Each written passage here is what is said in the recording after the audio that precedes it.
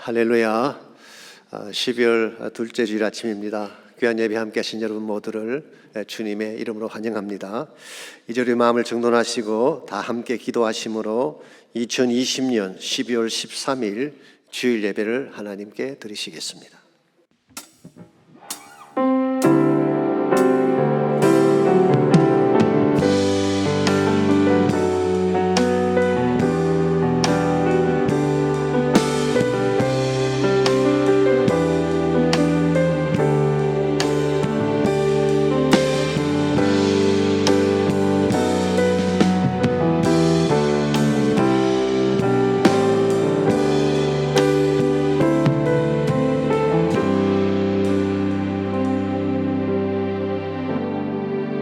만군의 여호와여, 주의 장막이 어찌 그리 사랑스러운지요.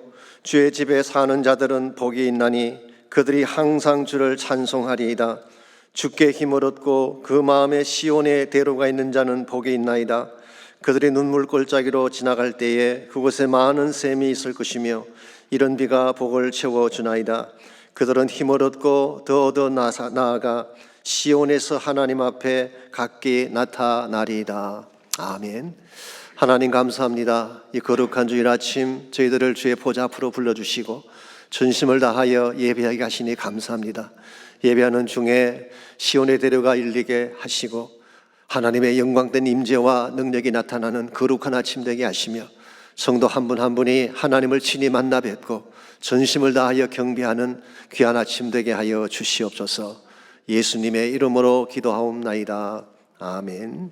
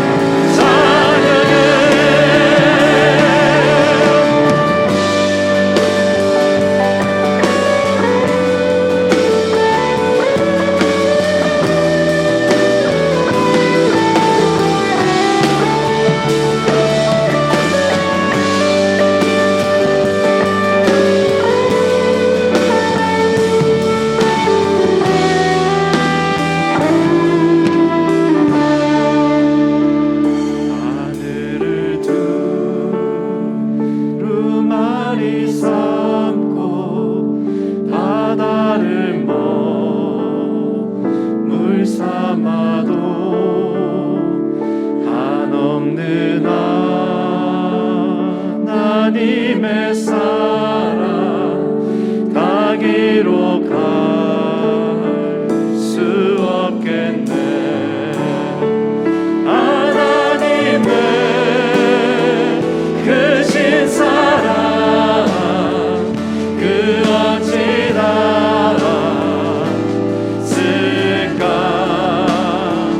저 하늘로 비싸도 재우지 못하리.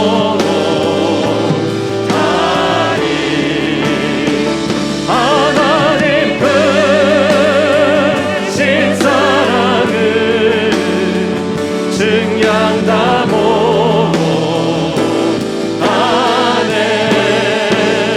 영원히 변치 않는 사랑 성도여 찬양하세.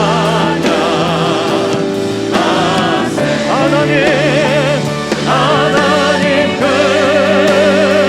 크신 사랑을 증량 다 못하네.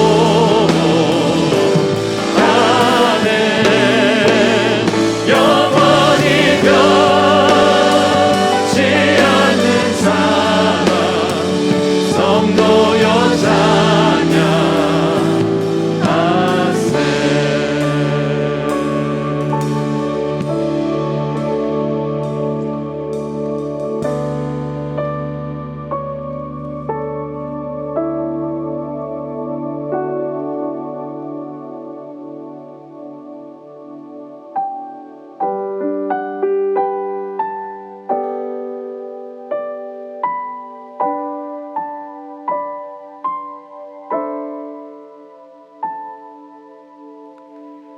참 반가운 성도여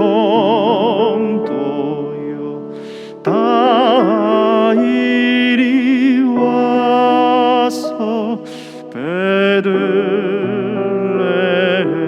성 안에 가봅시다. 저 고요에 놓이신 아기를 보고 엎드려 절하세. 엎드려 절하세. 엎드려 절하세. 구준하셨네.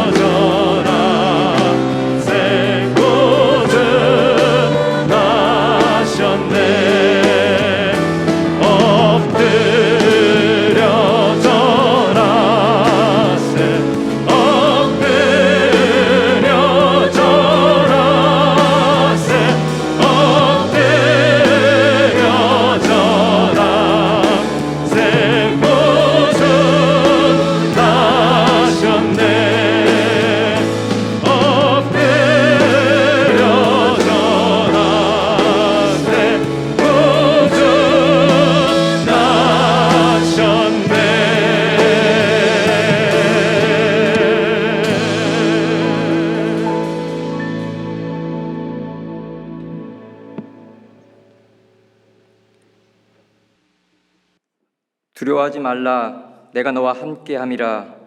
놀라지 말라, 나는 내 하나님이 됨이라. 내가 너를 굳세게 하리라. 참으로 너를 도와주리라. 참으로 나의 의로운 손으로 너를 붙들리라. 사랑과 은혜의 주님, 감사합니다. 2020년 코로나 바이러스로 인하여 모든 것이 멈춰버린 듯한 힘겨운 한 해를 보냈습니다. 멈춰버린 비즈니스, 멈춰버린 계획들, 멈춰버린 교회 사역과 예배들, 정말 많은 것들이 멈추고 많은 것들이 변화되었고 많은 것들이 방향을 알지 못하는 혼란의 상태에 있습니다. 그럼에도 불구하고 주님의 동행하심과 은혜는 절대로 멈추지 않으심을 믿습니다. 이 어둠 속에서도 주님은 우리의 빛이 되시며 우리가 붙들 수 있는 유일한 희망임을 알게 하시니 감사합니다. 우리의 주변을 바라보면 코로나 바이러스는 예전보다 더 기승을 부리며 그로 인한 걱정과 두려움이 우리의 삶을 덮고 있습니다.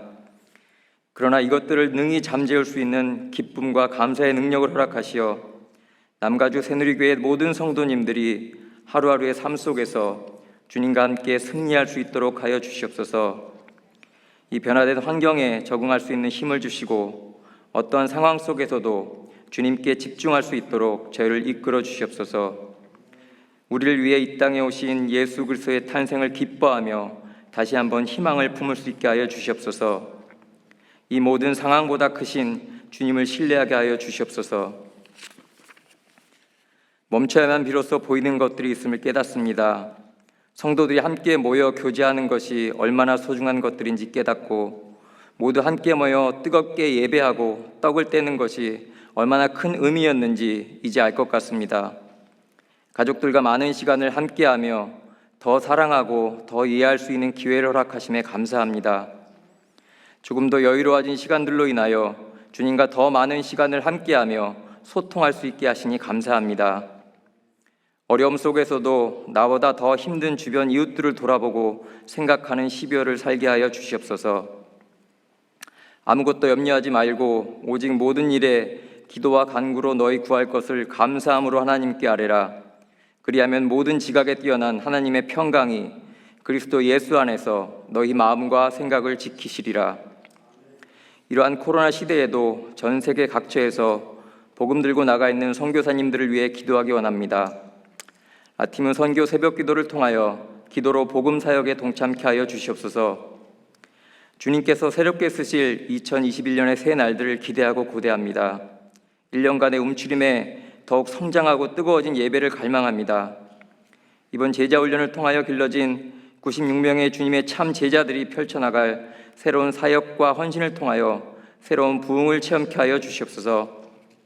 이 어두운 침체기에 교회를 이끌고 있는 박성근 목사님과 사역자들 그리고 리더들을 위해서도 기도하기 원합니다.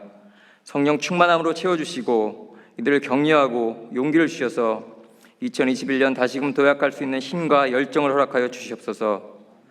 오늘 예배가 저희의 신령과 진정으로 드려지는 예배 되게 하시고 주님께서 정말로 기뻐하시는 귀한 시간 되게 하여 주시옵소서. 이 모든 말씀 우리를 위해 이 땅에 오셔서 십자가에 달리시고 다시 부활하신 예수 그리스도 이름으로 기도했습니다.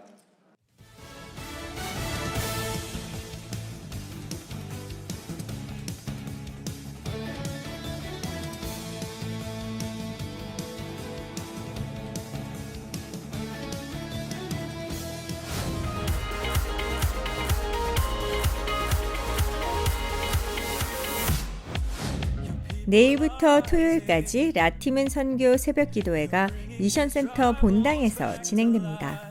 현지에서 사역하는 IMB 해외 선교사들과 저희 교회에서 후원하는 해외 선교사들을 위해 기도하는 시간입니다. BSBC 모든 성도님들의 많은 참여를 부탁드립니다. 주보 안에 있는 기도 제목들을 참조하여 함께 기도해 주시기 바랍니다.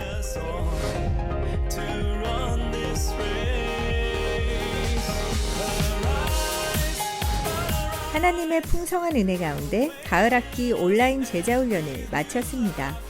12주간의 모든 훈련 과정을 마치고 수료하신 성도님들께 축하를 드립니다. 예수님을 닮은 참된 제자의 모습으로 섬기는 삶을 사시기 바랍니다. 또한 기도로 함께 후원해 주신 모든 성도님들께 감사드립니다. 별도의 수료식은 갖지 않지만 축하와 격려를 부탁드립니다.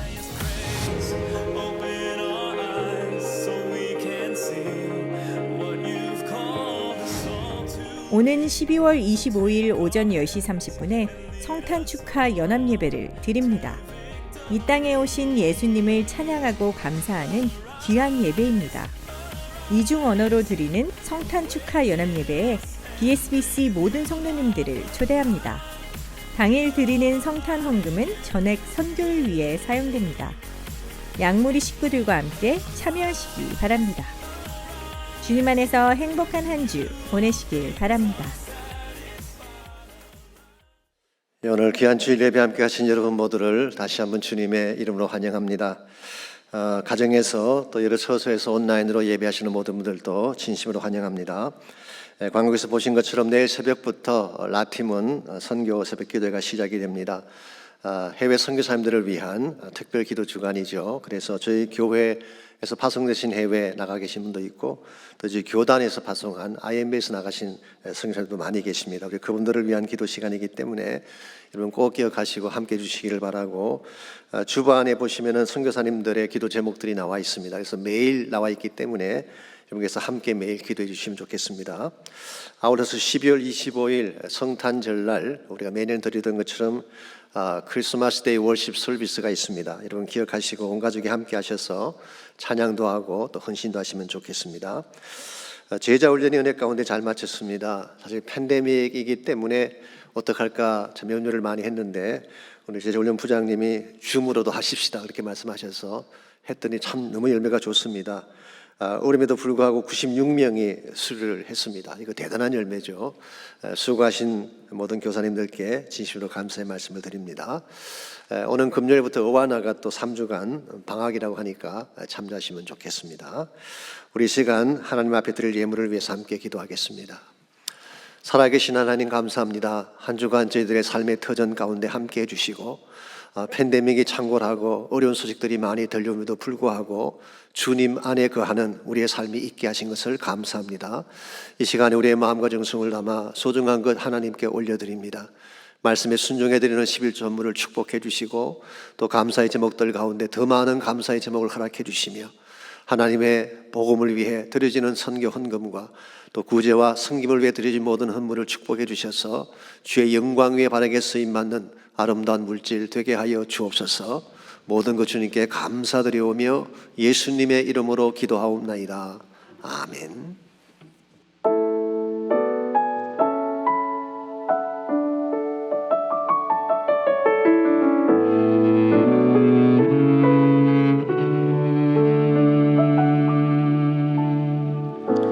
거룩한 밤 하늘에 큰 별이 양떼를 지키던 목자들에게 큰 기쁨의 소식을 전했네. 온 세상 알도록 작은 마을 베들레헴에서 예수님 탄생했으니 가장 큰 왕이 나셨다네. 예수는 만왕의 왕이 나셨다. 이 땅을 구원하실 만 백성들아 기뻐하라. 우리의 왕이 나셨다.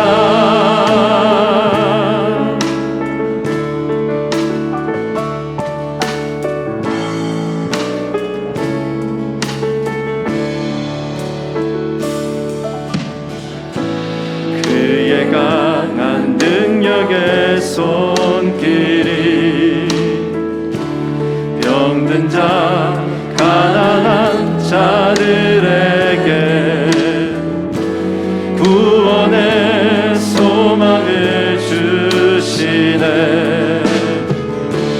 그분은 평강의 왕이 나셨다. 이 땅을 구원하실 왕, 만 백성들아 기뻐하라. 우리의 왕이 나셨다.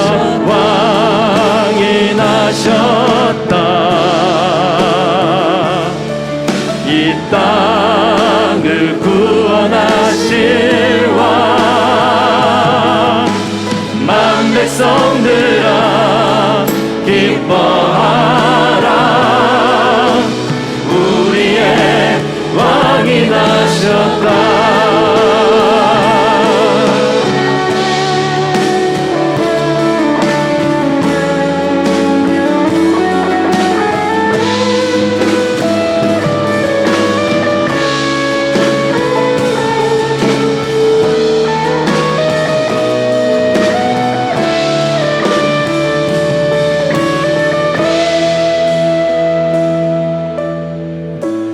온 세상 통치할 메시아,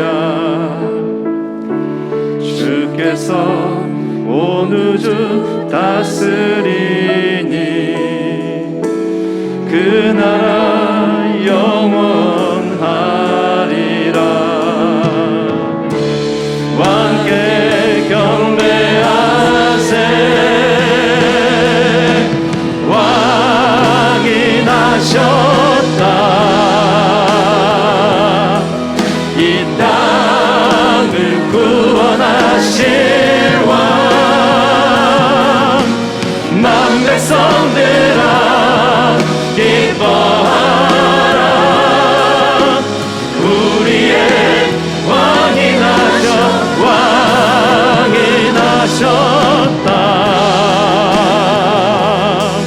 이 땅을 구원하실 왕,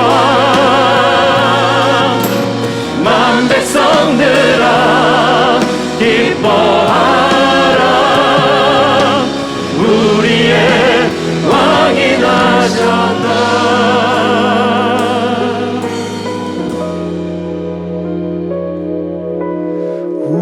우리의 왕이 나셨다.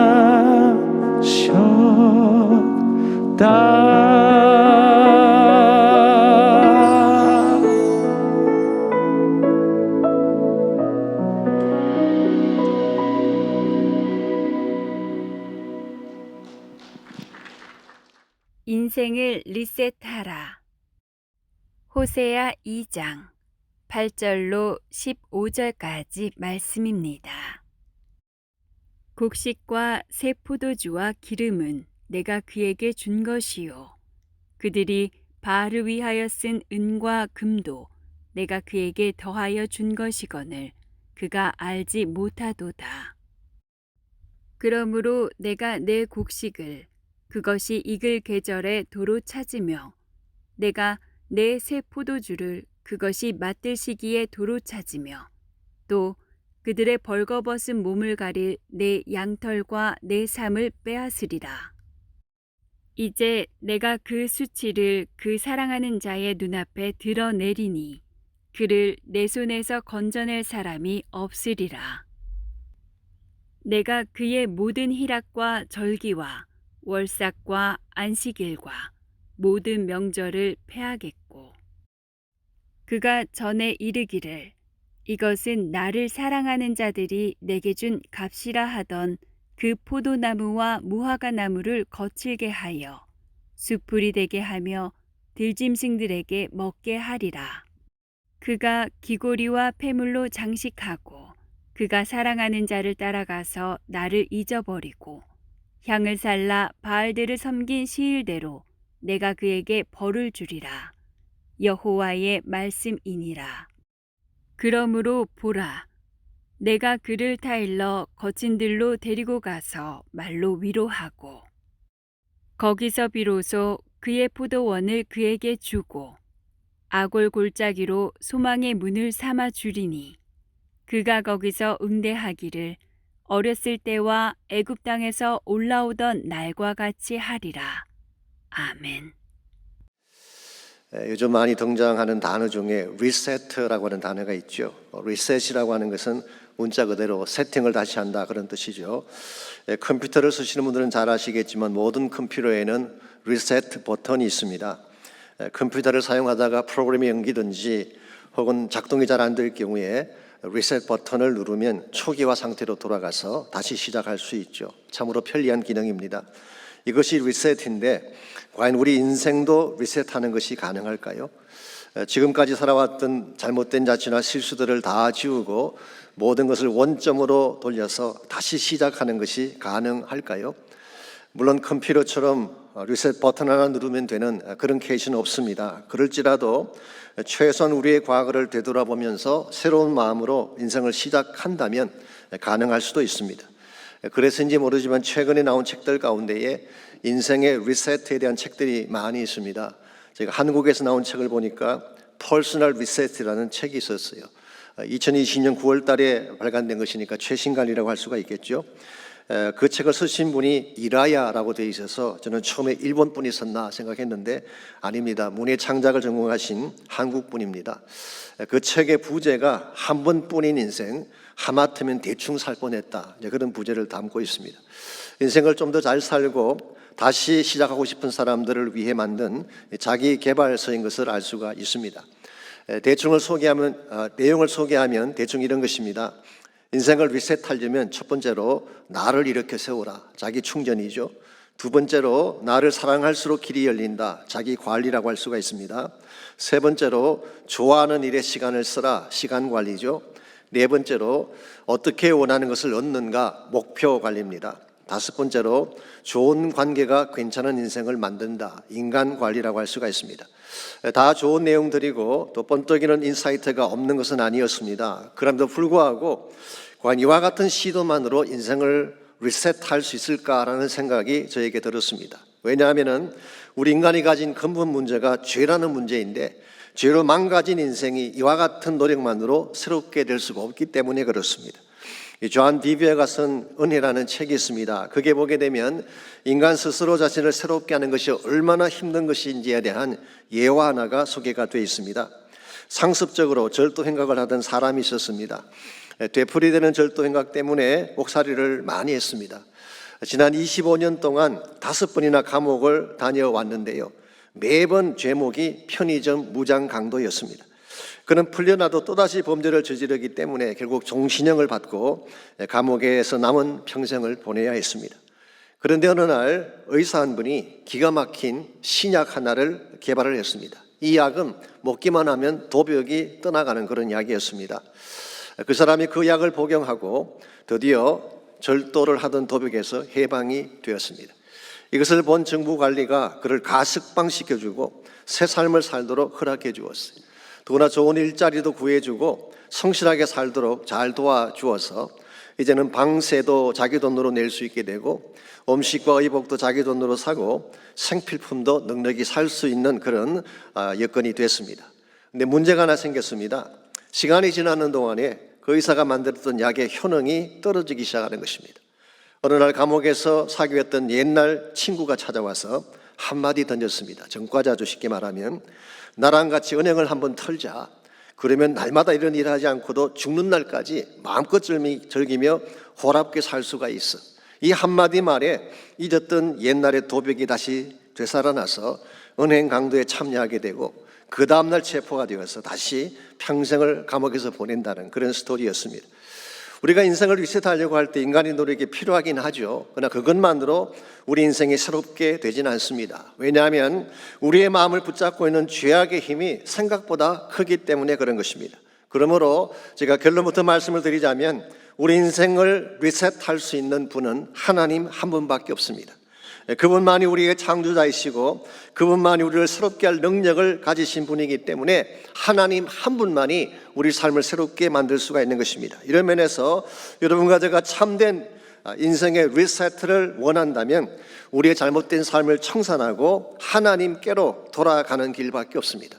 하나님께로 돌아가면 그때 하나님께서 망가진 우리 삶을 다시 리셋하셔서 원상태로 복귀시켜 주시는 것입니다. 오늘 같이 그 본문에 보시면은 그 좋은 예가 나와 있습니다.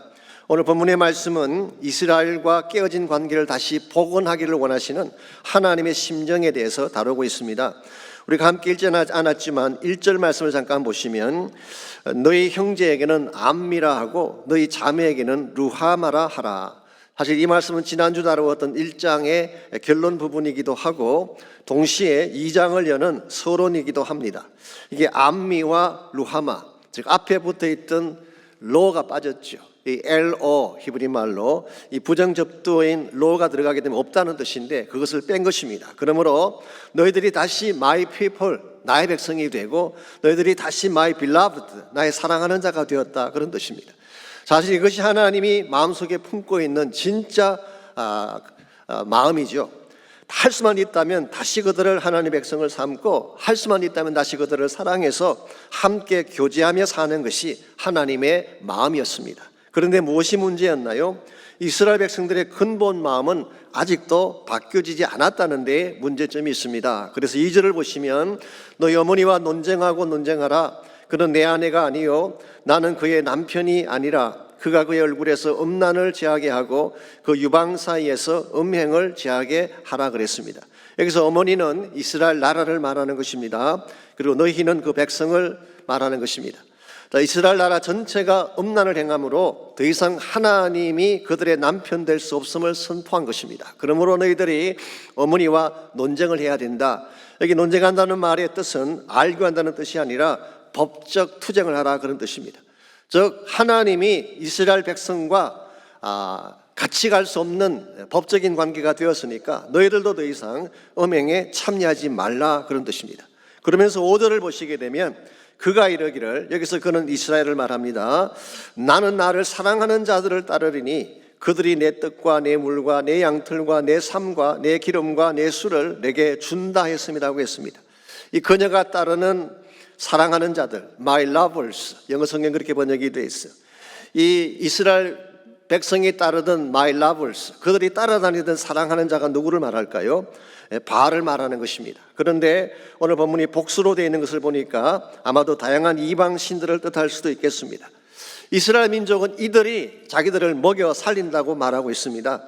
이스라엘이 부유하게 되고 부강하게 된 원인이 그들 때문이라고 말씀을 하고 있습니다.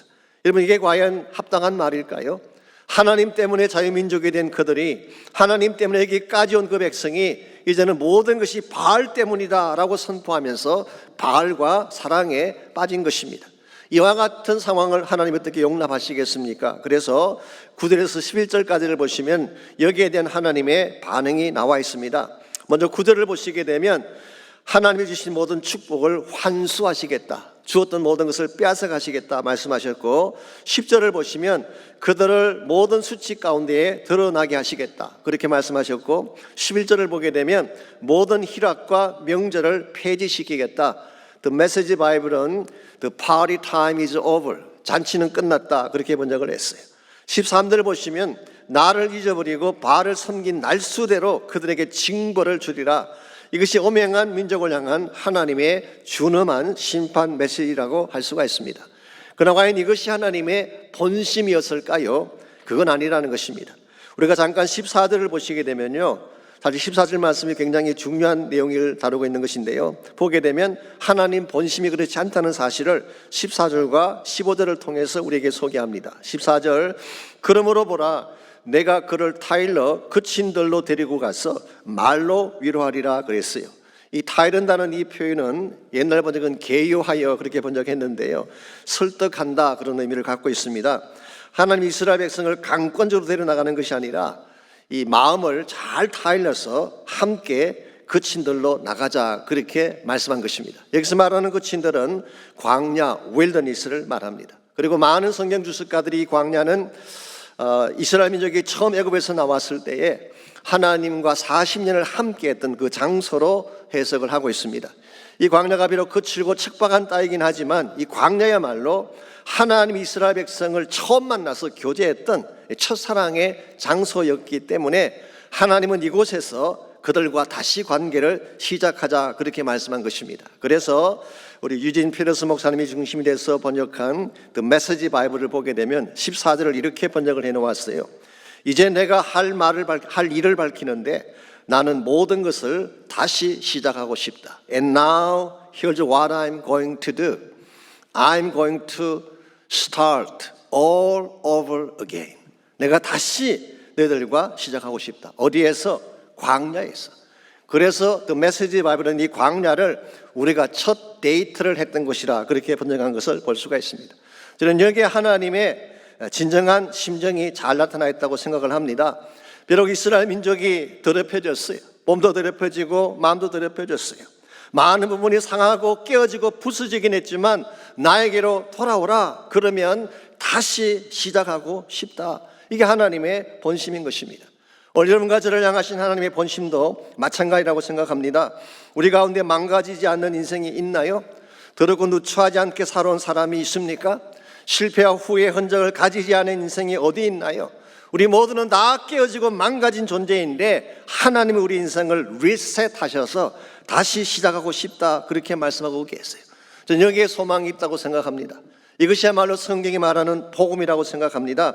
다 망가진 죄인도 죄 씻음 받고 새 사람 될 수 있다는 것이 복음이 아니고 무엇이겠습니까? 이런 측면에서 오늘 본문을 통해 하나님은 여러분과 저를 초청하고 계십니다. 비록 너희들의 모습이 험악하게 변했을지라도 망가지고 깨어졌을지라도 다시 나에게로 오라. 그럼 내가 너희들을 리셋해서 새로운 회복 가운데 살게 하시겠다. 이것이 하나님이 여러분을 향하신 초청이고 우리를 향하신 놀라운 사랑의 초청이라고 할 수가 있습니다. 자, 그렇다면 우리가 어떻게 할 때에 하나님께로 나아가서 우리 삶을 다시 회복하고 새 삶을 시작할 수가 있을까요? 오늘 본문을 보시게 되면 이스라엘 백성들의 케이스를 통하여서 우리 삶을 새롭게 시작하는 데 꼭 필요한 몇 가지 원리가 오늘 본문에 잘 소개가 되어 있습니다. 첫 번째로 필요한 것이 잘못된 과거를 청산하는 것입니다. 여러분이 새 생활을 시작하려면 옛 생활을 끊어야 되는 것입니다. 옛 관행을 그대로 남겨둔 채 어떻게 새 일을 시작할 수가 있겠어요? 그래서 이런 말이 있습니다. 회개가 없으면 회복도 없다. No repentance, there's no restoration. 그런 말이 있어요. 사실 이 말은 척 피어스라는 분이 하신 말인데요. 이 시온의 영광 국제사역부가 있습니다. Glory of Zion International Ministry. 그 총재를 맡으신 분인데 사실 그 사역단체는 유대인과 일방이 하나가 되어서 세계 선교 비전을 이루자 그렇게 해서 형성된 단체입니다. 그런데 그분의 주장이 뭐냐고 하면 세계 선교도 좋고 선교 전략도 좋지만 이 모든 것보다 먼저 선행해야 될 것이 있다. 우리의 잘못된 과거를 청산해야 된다는 것입니다.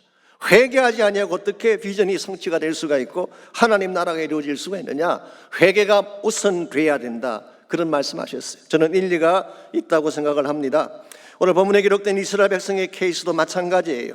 그들이 바알을 따라다니며 영적 음행을 계속하면서 동시에 하나님과 만남을 새롭게 한다. 이거 불가능한 것이죠. 그랬기 때문에 호시아와 동시대 사역을 했던 이사야 선지자는 이사야 55장 7절에서 다음과 같은 말씀을 적고 있습니다. 악인은 그의 길을, 불의한 자는 그의 생각을 버리고 여호와께로 돌아오라. 그리하면 그가 긍휼히 여기시리라.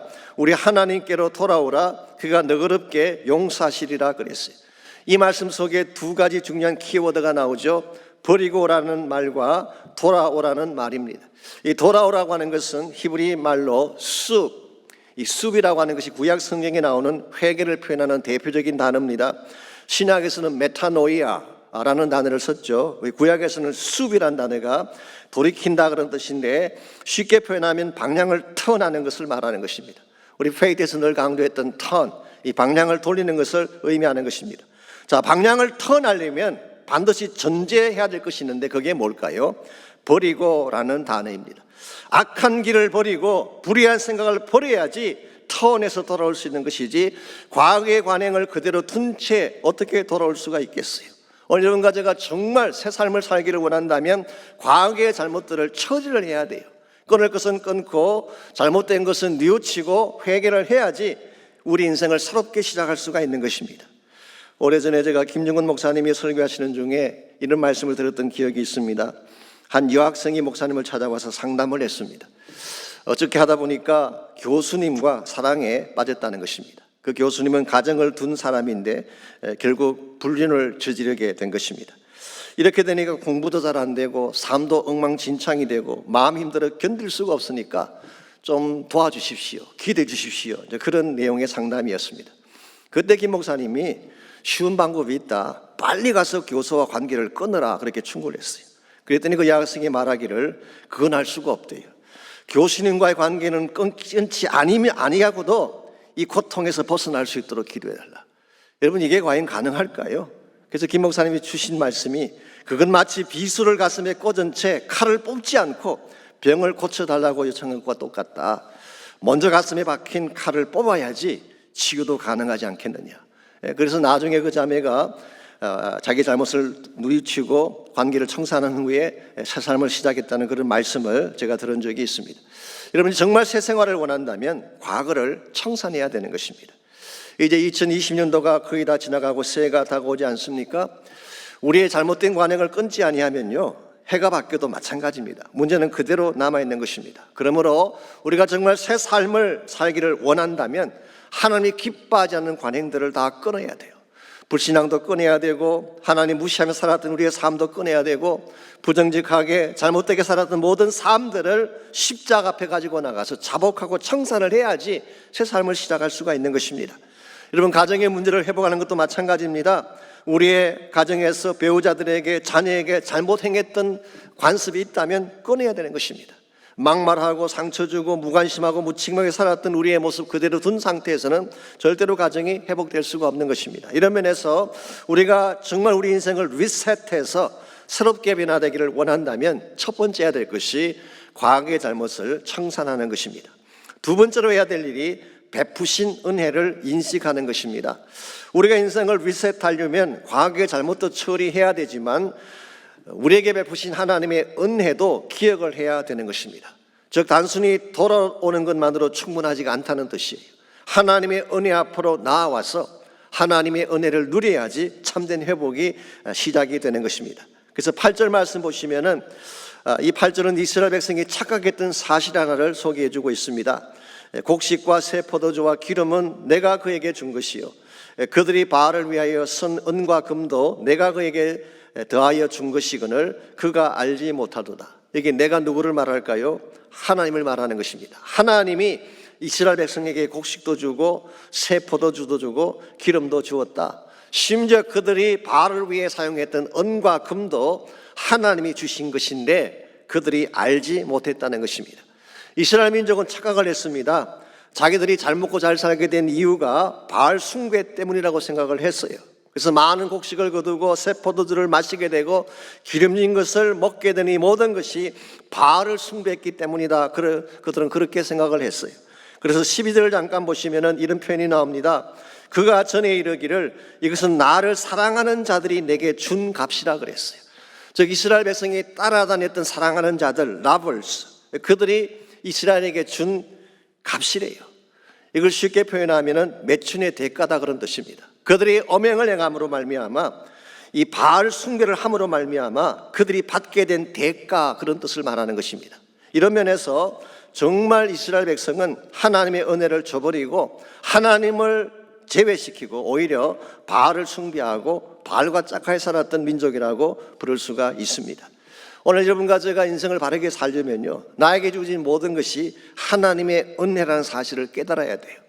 내가 잘나서 얻은 것이 아니고 내가 어떻게 하다 보니까 운이 좋아서 얻게 된 행운이 아니라 하나님이 나에게 주신 은혜다. 이 은혜에 대한 인식이 분명해야지 여러분 삶의 회복이 가능하게 되는 것입니다. 일반적으로 무엇이 좀 잘 풀려가게 되면 많은 분들이 착각을 합니다. 내가 열심히 했기 때문에 얻게 된 결과이지, 내가 잘나서 얻게 된 결과이지, 아니면 내가 세상을 잘 만나서 얻게 된 결과이지, 그렇게 생각하는 분이 계시는데요, 여러분 기억하실 중요한 사실이 뭔지 아십니까? 하나님이 주시지 않으면 한 개도 얻을 수가 없어요. 나에게 주어진 모든 것은 하나님이 주신 거예요. 나의 생명도 그분이 주셨고 나의 건강도 하나님이 주셨어요. 나의 가정, 나의 비즈니스 다 하나님이 주신 것입니다. 하나님이 나에게 베풀어 주신 은혜를 기억하지 아니하면 절대로 바르게 설 수가 없는 것입니다. 저는 저희 교회를 생각할 때마다 이 사실을 잊지 않으려고 스스로 다짐을 합니다. 저는 64년간의 과정을 돌아보세요. 곳곳에 섬에 있는 하나님의 은혜를 발견할 수밖에 없습니다. 만약 하나님의 은혜가 아니었더라면 오늘 우리가 보고 있는 BSBC는 존재할 수 없었을 거예요. 여기서 하나님이 모든 것을 다 해주셨는데 이 사실을 망각한 채 바알을 따라가면서 세상을 따라가면서 하나님을 제외시킨다면 하나님께서 어떻게 하실 것 같아요? 9절 말씀 다시 보십시오. 주어진 모든 축복을 환수하시겠다 그렇게 말씀하셨어요.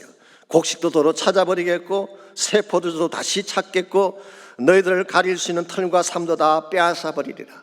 사실 이것은 경고의 말씀인 동시에 또 역사를 보게 되면 실제로 그렇게 행하신 말씀이기도 합니다. 우리가 알고 있는 것처럼 주전 722년도에 아수르에게 북왕국 이스라엘이 망하지 않습니까? 그들이 포로로 끌려갈 때에 그동안 그들이 자랑했던 그 모든 것들이 어디 있었나요? 다 사라지고 말았어요. 모든 것들은 다 하루아침에 없어지고 만 것입니다.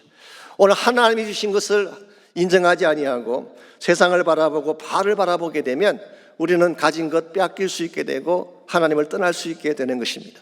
저는 이번에 코로나 사태를 겪으면서 정말 많은 것을 생각하게 됐습니다. 우리가 자랑했던 모든 것들이 순식간에 다 날아갈 수도 있겠구나 그런 생각이 들었어요. 아시는 막강한 미국을 보세요. 얼마나 강했습니까? 그런데 미국이 지금 흔들리고 있잖아요. 이 방역 시스템부터 정치가들의 대처 방안에 이르기까지 헤매고 있잖아요. 지금 경제는 바닥을 치고 시집가들은 기하급수로 늘고 있는데 미국 중심부가 아닌 이걸 해결할 수 있을까 회의가 들지 않을 수가 없습니다. 키는 이것입니다. 미국이 정말 회복되기를 원한다면 하나님 은혜 앞으로 나가야 되는 것입니다. 미국의 중심부가 하나님께로 돌아올 때 하나님이 비로소 주시는 것이 회복이고 축복이지 하나님 떠난 인생이 어떻게 회복을 누릴 수가 있겠어요? 우리 개인의 삶도 마찬가지입니다. 지금 질병이 창궐하고 있잖아요. 우리 삶의 기반이 무너지고 있는데 우리 힘으로 아무리 발버둥 쳐도 일어날 수가 없습니다. 미국 정부가 도와줄 것 같지만 실제는 그렇지도 않습니다. 어저께 저도 신문을 보니까 70대 한인분의 식당에 대한 가슴 아픈 기사가 났었잖아요. 종업원들이 다 나갔기 때문에 선수 깍두기를 만들고 조리부터 포장까지 힘겹게 그렇게 식당을 운영하는데 시정부에서 스티커 하나를 달지 않았다고 벌금을 매겼어요. 이 티켓을 발부한 것입니다. 은행 잔고를 보여주면서 정말 망하게 되었다고 사정을 해도 소용이 없더래요. 제가 그 기사를 보면서 참 마음이 아팠습니다. 왜냐하니까 여러분 가운데도 그런 일을 당할 분들이 계실 것이기 때문에 이 세상 믿을 거 못 됩니다. 바알 믿으면 안 돼요. 우리의 안전과 우리의 풍요를 그들이 책임져 주는 것이 아닙니다. 하나님이 책임지시는 것입니다. 정말 나를 도와주고 내가 어려울 때에 내 편이 되어줄 수 있는 진정한 의미에서 나를 도와줄 수 있는 분은 바알이 아니라 우리의 본 남편이신 하나님밖에 없는 줄 압니다. 그러므로 여러분과 제가 참된 의미에서 삶이 회복되기를 소원한다면 세상 자랑 다 내려놓고 나의 힘 자랑 다 내려놓고 하나님 은혜 앞으로 나아가야 되는 것입니다. 이와 같이 우리가 인생을 다시 새롭게 시작하기를 원한다면 1차적으로는 잘못된 과거에서 돌아서야 됩니다. 이것을 우리는 회개라고 부르죠. 두 번째는 은혜를 인식하고 은혜의 보좌 앞으로 나아가야 됩니다. 그때 하나님께서 길을 열어주시는 것입니다. 그러나 이 두 가지만으로 충분하지 않습니다. 정말 여러분의 삶이 새롭게 되기를 원한다면 하나님이 준비해 주신 실제적 축복을 경험을 해야지 진정한 차원에서 회복으로 나아갈 수가 있습니다. 오늘 본문에 보시게 되면 하나님은 광야에 이 축복을 예비하시고 여러분과 저에게 광야에서 축복을 주시겠다고 말씀하고 있어요. 그러므로 우리 인생을 새롭게 시작하려면 광야로 나가서 광야의 축복을 경험해야 되는 것입니다. 오늘 본문의 중심 주제라고 할 수 있는 14절을 다시 보시면요, 하나님은 망가진 이스라엘 백성을 향해서 거친들로 데리고 가서 위로하겠다는 말씀을 하시죠. 여기서 거친들이라고 하는 것은 앞서 설명을 드린 것처럼 이스라엘 백성이 출애굽한 이후에 약 40년간을 보냈던 광야를 지칭하고 있습니다. 일반적으로 광야라고 하면 척박한 땅이고 불모지라고 생각을 하죠. 실제로 그렇습니다. 이 팔레스타인 지역의 광야는 그야말로 돌짝밭이고 모래로 이루어진 풀 한 폭이 자랄 수 없는 척박한 땅이 맞습니다. 그러나 영적으로 다시 보게 되면 이 광야야말로 하나님이 이스라엘과 가장 가까이 계셨던 곳이라고 할 수가 있습니다. 이스라엘 민족이 광야 한가운데서 진을 치게 되면 이스라엘 진 한가운데에 하나님의 성막이 세워지고 그 가운데 하나님이 임재하셨어요. 그래서 밤에는 불기둥으로 온 이스라엘 진중을 덮어주셨어요. 또한 그들이 행진을 할 때는 하나님이 앞서가시면서 구름 기둥으로 길을 안내하고 그들을 덮어주셨어요. 즉 밤낮 가리지 않고 하나님이 이처럼 그들과 가까이 계신 적이 없습니다. 뿐만 아니라 광야 기간 동안에 하나님은 그들에게 어떤 양식을 주셨나요? 만나라고 하는 기가 막힌 음식을 내려주셨어요. 이슬같이 귀한 양식, 하늘의 양식을 하나님이 광야 기간 동안만 허락해 주셨어요. 그것만이 아닙니다. 목마를 때는 반석을 터뜨려서 생수를 마시게 했고 가란 그 심령들을 죽일 수 있도록 은혜를 베풀어 주셨어요. 이와 같이 하나님이 우리와 함께하면서 가장 가까이 계셨던 곳이 광야인데, 이 광야를 통해서 하나님은 최소한 3가지 축복을 우리에게 주시겠다고 약속하고 있습니다. 오늘 여러분과 제가 힘들긴 하지만 어렵긴 하지만 광야 한가운데서 하나님을 만나게 되면 하나님은 15절 말씀해 보게 되면 우리 모두에게 3가지 축복을 주겠다고 말씀하고 계십니다. 15절입니다. 거기서 비로소 그의 포도원을 그에게 주고 아골 골짜기로 소망의 문을 삼아 주리니 그가 거기서 응대하기를 어렸을 때와 애굽 땅에서 올라오던 날과 같이 하리라고 했어요. 여기 3가지 축복 중에 첫 번째가 기쁨의 축복입니다. 포도를 주겠다고 하셨는데 이것은 순전한 기쁨의 회복을 말하는 것입니다. 이 포도주라고 하는 것은 유대인의 잔치집에 없어서는 안 될 필수품이죠. 이것이 있어야 기쁨을 누릴 수 있기 때문에 그렇습니다. 그래서 복음서에 보게 되면 예수님께서도 가나 혼인잔치에서 물로 포도주를 만드는 기적을 행하지 않으셨습니까? 이런 면에서 포도주는 기쁨을 상징하는 것입니다. 그러나 여러분, 한 가지 아셔야 될 중요한 일이 있습니다. 예수님께서 주시는 포도주와 세상이 주는 포도주는 다르다는 것을 알아야 돼요. 세상도 우리에게 기쁨을 줄 때가 있죠. 세상도 풍요롭고 또 기름진 것들을 줄 때가 있습니다. 그러나 세상에 주는 모든 기쁨은 육체적인 것입니다. 일시적인 것입니다. 잠깐이면 끝나고 마는 것입니다. 근데 예수님께서 우리에게 주시는 기쁨은 그런 차원이 아니에요. 우리 심령 가운데 부어주시는 기쁨이기 때문에, 기쁨의 원천을 심어주시기 때문에 이 기쁨은 사라지지 않는 것입니다. 그래서 이와 같은 기쁨을 샘솟는 기쁨이라고 말하죠. Joy like fountain, joy like a river. 계속해서 솟아나오는 기쁨. 우리 마음 중심에 하나님이 기쁨의 원천을 주셨기 때문에 환경이 아무리 척박하고 아무리 어려워도 이 기쁨은 앗아갈 수가 없는, 이 기쁨을 누가 주시는 것일까요? 성령께서 우리에게 주시는 것입니다. 성령께서 우리 마음속에 기쁨의 원천을 심어주시게 되면 우리 광야라고 할지라도 척박한 땅을 걸어갈지라도 기쁨 가운데 살 수가 있는 것이죠. 이것이 하나님께서 광야에서 주시는 첫 번째 축복이에요. 두 번째가 소망의 축복을 말씀하십니다.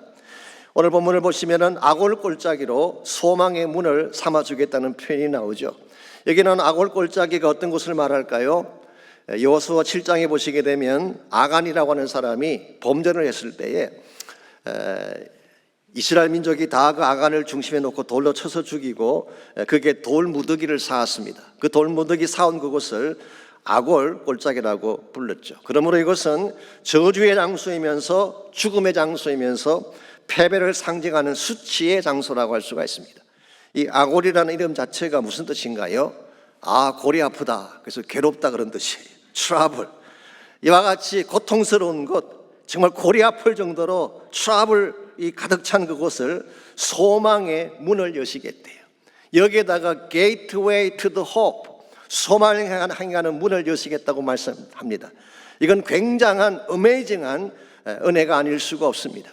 여러분과 제가 하나님께로 돌아가게 되면 하나님이 이와 같이 아골 골짜기를 깨뜨리고 우리에게 소망의 새 문을 열어주신다고 약속하고 있어요. 오늘 우리의 삶 속에도 사실 아골 골짜기가 있습니다. 우리가 원했던 것은 아니지만 우리 연약함 때문에 또 우리 실수 때문에 절망의 무더기에 돌무더기에 갇히는 경우가 있죠. 이와 같이 절망의 돌무더기에 갇혔을 때에 누가 우리를 그 돌무더기로부터 건져낼 수가 있을까요?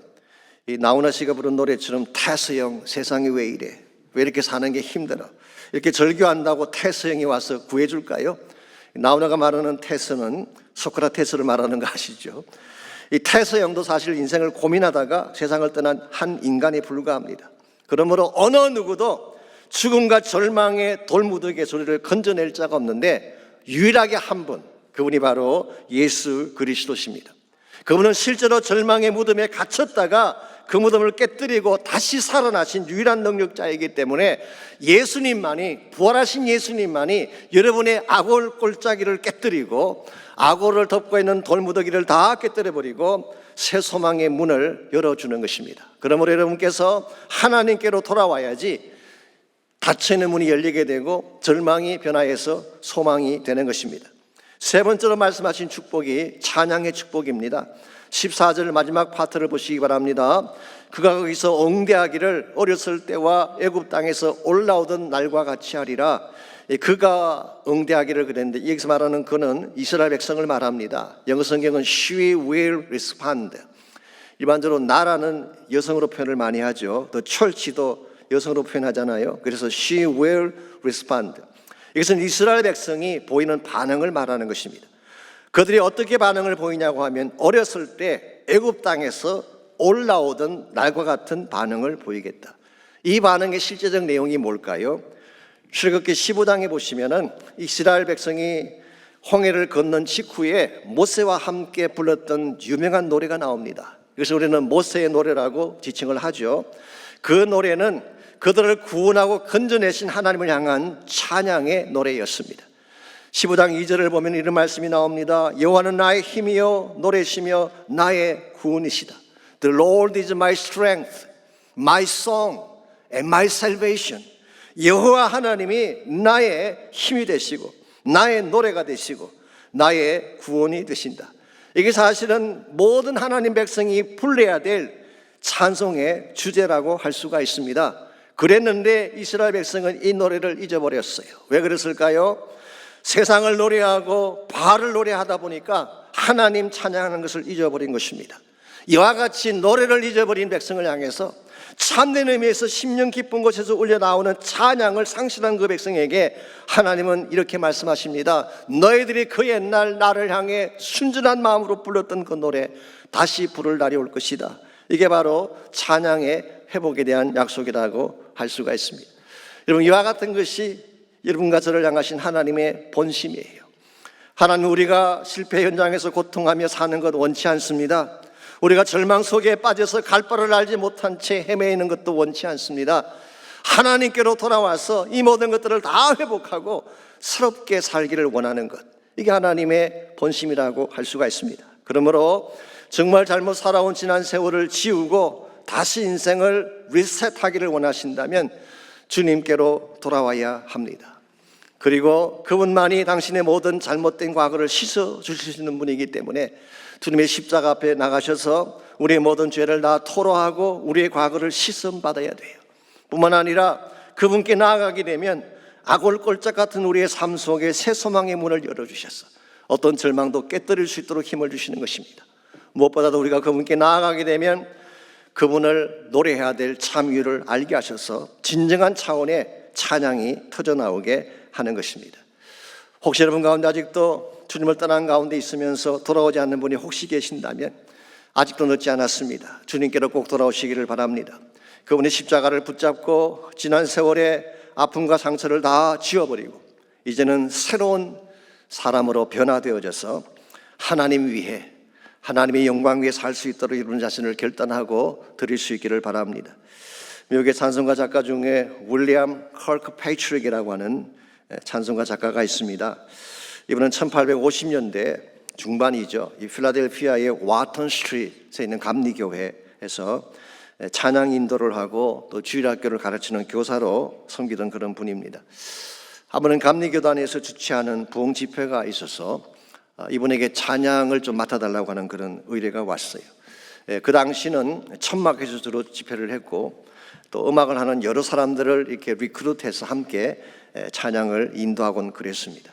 근데 그 중에 노래를 참 잘하는 솔로리스트가 한 명 있었는데 이 사람은 자기 노래 순서만 끝나면 집회에 더 머물지 않고 그냥 그 텐트를 나가버리는 것입니다. 이 복음의 말씀을 듣고 함께 부흥회를 인도하면 참 좋을 텐데 매번 그렇게 하는 것을 보면서 컬크 페이트릭의 마음이 아팠어요.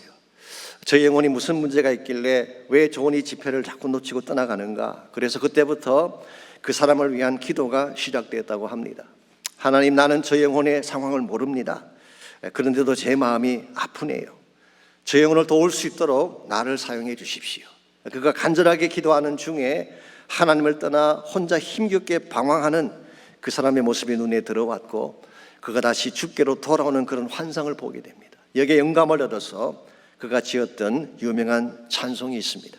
그 찬송 가사가 이렇게 시작되고 있습니다. 하나님을 너무 멀리 떠나 방황했습니다. I've wandered far away from God. 이제 집으로 돌아갑니다. Now I'm coming home. 죄의 길이 너무나 길고 험악했습니다. The path of sin too long I've trod. Lord, I am coming home. Coming home, coming home. Never more to roam. 집으로 갑니다. 다시는 방황하고 싶지 않습니다. Lord, I am coming home. 2절은 이렇게 기록되어 있습니다. 그 많은 소중한 세월을 낭비했습니다. I've wasted my precious years. Now I'm coming home. 뉘우치는 눈물로 주님께 나아갑니다. Now repent with the bitter tears. Lord, I'm coming home. 이 찬양을 지은 컬 페이트릭이 그 다음 날 밤에 그 솔로리스트에게 이 찬양을 부를 것을 부탁을 했어요. 이 솔로리스트가 이 찬양을 부르다가 1절을 마치고 2절을 부르다가 그 자리에서 고꾸라졌어요. 성령께서 그 가슴을 친 것입니다. 그런 그 자리에서 통곡하며 뉘우치며 회개한 후에 구원 초청 시간에 강단 앞으로 나아갔고 그날 그는 처음으로 예수님을 자기 구원자로 영접하는 놀라운 축복을 누리게 되었다고 합니다. 우리 모두에게 이와 같은 경험이 필요해요. 하나님, 여러분과 제가 다시 그분에게 돌아오기를 원하고 계세요. 우리가 이제 찬양할 내용이 찬송가 273장인데요. 방금 소개해드린 그 찬양이 바로 그 찬양입니다. 우리말 번역은 이렇게 되어 있습니다. 나 주를 멀리 떠났다 이제 옵니다.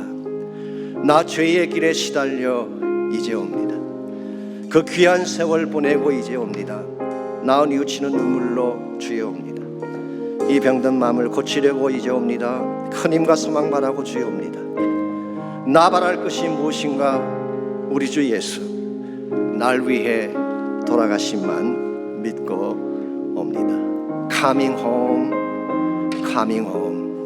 Lord, I am coming home. 이제 남은 이 찬양 같이 했으면 참 좋겠습니다. 여러분 마음의 문을 열고 우리를 초청하시는 그 하나님 앞에 정말 내 자신을 고백하는 그런 마음으로 이 찬양을 함께 부르면 좋겠습니다. 나 주를 멀리 떠났다 이제 옵니다. 주를 멀리 떠났다 이제 옵니다. 나 죄의 길에 시달려 주여 옵니다. 그 귀한 세월 보내고 이제 옵니다. 나 뉘우치는 눈물로 주여 옵니다.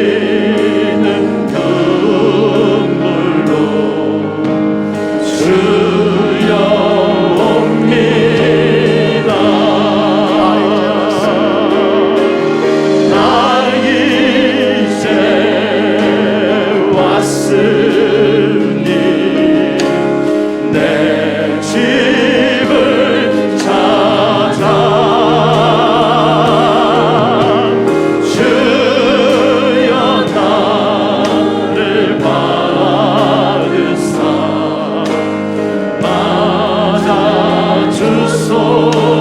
맞아주소서. 이 시간 잠깐만 우리 머리를 숙여서 함께 기도하며 결단하는 생각하기를 원합니다. 나 죄에 매여 고달파 이제 옵니다. 주 크신 사랑 받고자 주님이 이제 옵니다. Coming home, coming home. Lord, I'm coming home. 우리 마음 가운데 이 찬양이 회복되기를 원합니다. 하나님을 떠나갔던 심령들, 혹시 하나님과 관계가 단절되었기 때문에 아픔을 겪었던 영혼들이 혹시 있다면 이 시간 마음의 문을 열고 여러분을 초청하며 사랑하시는 것 주님 앞에 나가는 시간이 있기를 바랍니다. 지난날의 실패 우리 모두에게 있습니다. 지난날에 하나님 떠나 방황했던 험악하게 살아왔던 세월들이 우리에게 있죠. 그러나 하나님 그 모든 것들을 다 지우시고 다시 시작할 것을 말씀하고 계세요. 이 시간 마음의 문을 열고 주님께로 나가셔서 주의 십자가 보혈을 붙잡고 기도하시기 바랍니다. 우리의 모든 과거 죄악들을 자백하며 토로하며 하나님 나는 죄인입니다. 하나님을 떠나갔습니다. 하나님을 섬긴다고 말은 했지만 내 심령 한가운데는 하나님이 없었습니다. 나의 더러운 마음을 주의 보혈로 깨끗게 하여 주십시오. 다시 씻어 정결케 하여 주옵소서. 기도하시기를 바랍니다. 혹시 여러분에게 아울골짝 같은 돌무덤 속에 갇힌 것 같은 절망이 있는 분이 있나요? 부활의 예수를 만나시기를 바랍니다. 그분이 당신의 무덤을 깨뜨려 주시고 소망의 문을 여실 것이기 때문에 이 시간 우리 다 같이 한번 한 목소리로 우리 마음을 고백하며 나의 삶을 자백하며 하나님의 은혜를 구하며 I am coming home. 우리 하나님께 함께 기도하겠습니다. 하나님 감사합니다. 우리를 그렇게 사랑해 주셔서 우리가 이와 같이 주님의 은혜 앞에 나올 수 있도록 은혜를 주신 것을 감사합니다. 하나님 우리에게는 희망이 되었으라 합니다. 나의 과거 나의 지난날을 돌이켜볼 때에 허물을 가지 않고 부끄러운 것밖에 없음을 고백합니다. 이 시간 주에 성령 우리의 마음을 만져주시고 하나님 각자에게서 예배드리는 사랑하는 제자들의 심령을 찾게 해주셔서 그 마음의 문이 열리게 하십시오. 주께로 돌아오게 하십시오. 교만을 버리게 하시고 자만을 버리게 하시고 주 나를 받게 하시고 내가 곳이 없습니다 고백하며 하나님의 앞으로 나아갈 수 있는 우리가 되게 하여 주시기를 원합니다. 주여 아울골짝 같은 절망의 무덤에 갇힌 자가 있습니까? 우리 하나님의 은혜가 필요합니다. 부활의 예수님이 필요합니다. 우리 주님께서 우리를 도와주셔서 우리 모든 없는 골장을 깨뜨리고 새 소망을 가질 수 있도록 하나님 저희들을 축복하여 주시옵소서. 이 병든 마음을 이 병든 마음을 고치려 이제 옵니다. 그 힘과 소망 바라고 주여 옵니다. 나 이제 왔습니다. 나의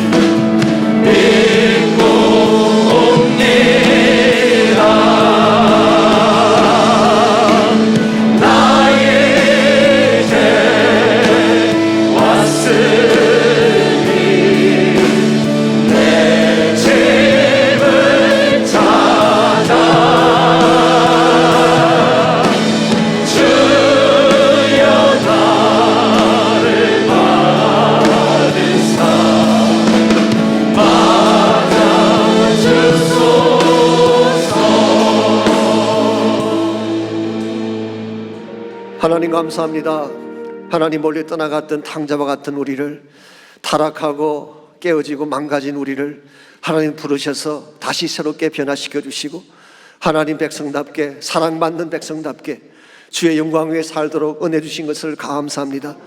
아직도 이 은혜를 알지 못하고 이 사랑을 알지 못한 채 막힌 가운데 어려움을 겪고 있는 형제나 자매가 혹시 있다면 주여 그 마음을 열어주시기를 간절히 원합니다. 아굴골짜 같은 돌무덤을 깨뜨려 주시고 부활의 소망 바라볼 수 있는 역사가 있게 도와주셔서 정말 예수님 때문에 다시 살게 하시고 일어나게 하시고 큰 군대 같은 역사들이 일어날 수 있도록 은총을 베풀어 주옵소서. 이제는 우리 구주 예수 그리스도의 은혜와 하나님 아버지의 무한하신 사랑과 성령님의 충만한 임재하심이 이 시간 주 앞에 나와 전심을 다해 찬양하고 예배한 사랑하는 주의 백성들과 각 가정에서 처소에서 예배하는 모든 사랑하는 주의 백성들 위해, 또 그들의 가정과 삶의 터전과 자녀들과 자손들 위해 이제로부터 항상 함께하여 주시기를 살아계신 예수님의 이름으로 간절히 축원하옵나이다. 아멘.